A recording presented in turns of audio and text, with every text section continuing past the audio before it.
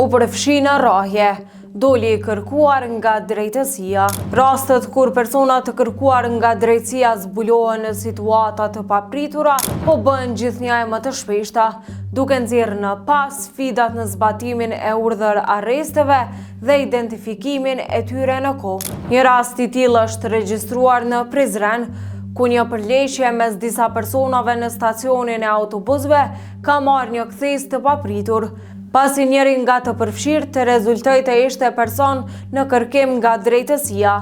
Siç mëson sinjali, ngjarja ka ndodhur dje ku në konflikt është përfshirë edhe 26 vjeçari Gentian Shala nga fshati Piran.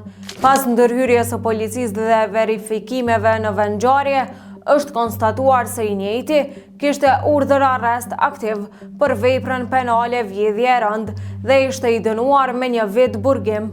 Për shkak të lëndimeve të marra, ai fillimisht është trajtuar në spitalin e Prizrenit dhe më pas është dërguar në QKUK në Prishtinë për trajtim të mëtejmë, i cili është shoqëruar në masa sigurie.